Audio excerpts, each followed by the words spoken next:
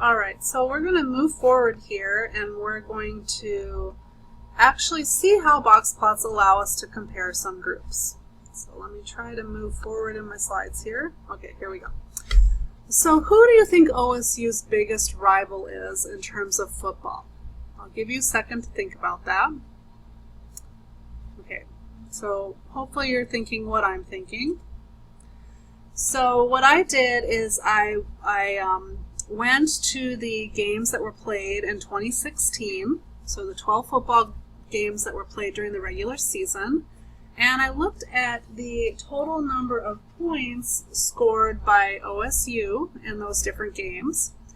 And I also looked at the 12 football games that were played by Michigan, and I looked at their total points scored in those games. So by total points scored, I mean the points that were scored not overall for both teams together in the same game, but like when OSU would play a game, how many total points they got. When Michigan played a game, how many total points they got. So each of the teams played 12 different games during the regular season. So I decided I wanted to put a box plot together and compare the two teams. And, you know, what can you see here?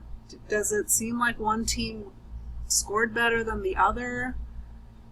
Perhaps looking at the total number of points scored was not really the best way to compare the two teams, so we might think of other measures that would be more appropriate here.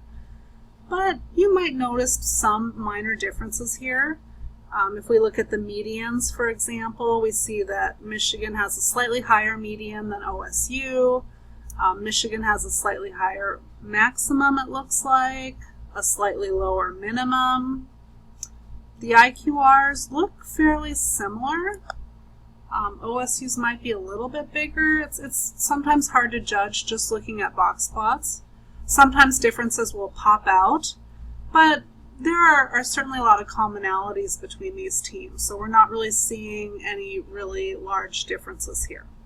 But these are things that you'd want to compare. Look at the medians, compare those, look at the IQRs, how do they compare, how do the minimums and maximums compare with each other. Now, I am from Minnesota, so I was kind of curious if the Bucks should fear the Gophers. So how do the Bucks, or how does OSU compare to Minnesota? And you'll see here that we can see many more striking differences if we suddenly add Minnesota to the mix and compare that to Michigan and OSU. So box plots alone can tell us some interesting things, but I also have the summary statistics here, or the 5-number summaries, so that you can see a little bit more about what's going on. You can actually put some numbers to the things that you're seeing over in the box plots. Clearly, Minnesota has a smaller median than the other two groups.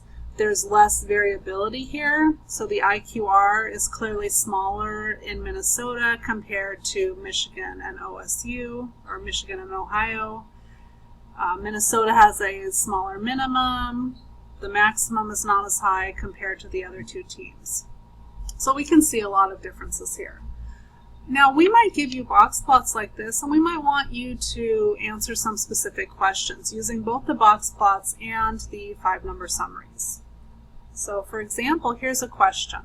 Approximately what percentage of OSU games had a higher number of points scored than all Minnesota games? So what do you think?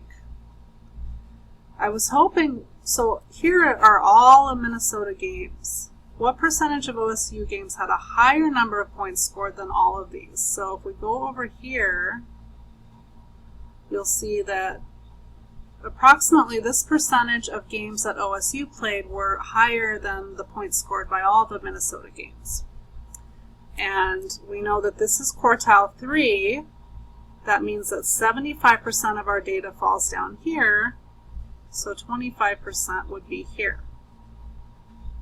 So I apologize in advance because I'm going to be writing all over the place, and I hope it won't get too messy or too difficult to follow.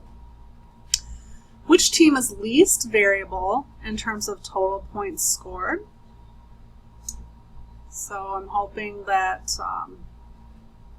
there's a couple things that you could look at to judge this. So one, you could obviously look at the IQR. We already see that Minnesota has a smaller IQR than Michigan and Ohio. You could also look at the overall ranges to see, does it look like, one team has a smaller overall range of values than the other. So Minnesota is definitely the one that is less variable. And how many games did OSU score 27 points or less? How many games? So remember, there were a total of 12 games and 27 points or less. So let's look, and this is OSU, so let's look at Ohio. 27 is at quartile 1. 27. And what's this percentage? That's 25% of our distribution. So quartile 1 is the 25 or the 25th percentile. So 25% of 12 would give us our answer. That would give us the total number of games. And that ends up being 3. So if you take 0.25 times 12, you're going to get 3. So 25% of 12 is what's giving us our answer there. Which team has a unimodal distribution? What do you think? Well, I'm hoping you're saying, I have no idea, because box plots don't show us whether we have a unimodal distribution or a bimodal distribution. They don't show us where the peaks are in the distribution. So we cannot say that. We cannot answer that question based on what we're seeing in the box plots. So again, there are a lot of things that you can say or you can see within box plots. There are some things that you cannot see. You can't see anything about the sample size. You can't see anything about the number of peaks you have in a distribution. The only reason I know the sample size is because of what I have here with the 5-number summary. But if I didn't have that, and if I had no additional information, I wouldn't know how many data values are being plotted here in this graph. Finally, I'm not sure if you could see this last question, but I ask, are all team distributions symmetric? So how do you think you would judge that? So I would argue that none of them are really symmetric. I would argue that we have skewness in all of these distributions, but how do we judge that? How do we know if we have skewness in a box plot? So the next slide is meant to give you some tips for things that you want to look for in box plots in order to judge whether you have skewness or not. So what would we need to look for? So first of all, look at those lines that extend from the box plot. Or look at the lines that extend from the box in the box plot. So the lines that extend toward the minimum and the maximum data values. Is one of those lines much longer than the other? If so, that could indicate skewness in that direction. For instance, if the line that extends off to the maximum is a lot longer than the line that extends to the minimum, that could indicate that the tail is trailing off toward the maximum data values. And we know that that would mean a distribution that is skewed to the right. Are there outliers in a particular direction? That can indicate there's some skewness in that direction. Is the median closer to one of the quartiles, or is it right between the quartiles? So in some of the box plots you've seen, the median it's not right in the middle of the box. It might be closer to quartile 1 or closer to quartile 3, and that can indicate some skewness. Remember, the median cuts off, or the median is right at the 50th percentile. 50% fall above it, 50% fall below it. So is that 50% really scrunched up on one side and more spread out on the other side? That can be an indication of some skewness. If the median's closer to quartile 1, this could indicate a distribution that's skewed to the right. So it doesn't mean for certain we have that, but it could be indicative of that. So you could follow up with a histogram to really get a better sense of whether you have some skewness. Is the median closer to Q3? If you have that, that could indicate a distribution that's skewed to the left. And here are just some examples of what or some visual examples of what you just see up here. So here again we have some box plots that are oriented horizontally rather than vertically as the other examples that you've seen. And here you're seeing a distribution where the median is almost right in the center of the box and the lines are similar in terms of length. Here there's a line that's further, or there's a longer line toward the maximum than to the minimum. And here we have the median, which is a little bit closer to quartile 1 versus quartile 3. So remember, what we're seeing here is we have 50% of our data here, and then we have 50% here. So this second half is more extended this way than the first half, and that's what's leading to the skewness to the right. Here we have the opposite. We have 50% here in the upper part of the distribution, and then the other 50% is more spread out toward the lower values, and that's what's that would be giving it more skewness toward the left. So going back now to our earlier example with Minnesota and Ohio and Michigan, what do you think in terms of direction of skewness?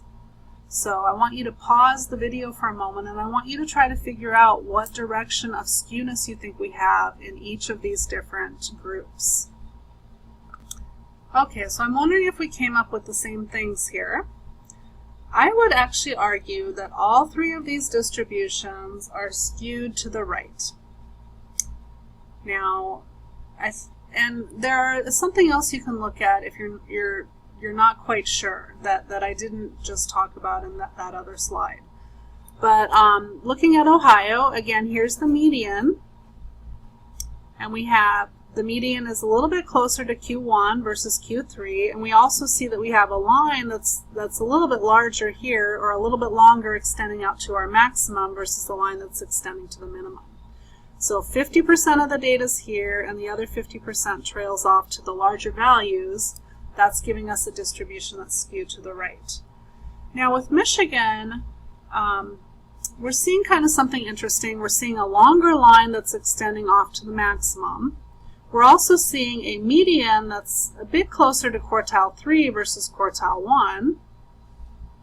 The reason this distribution is skewed to the right is because if you look at how the median compares to the minimum and how it compares to the maximum, the distance between the median and the maximum is a little bit longer than the distance between the median and the minimum.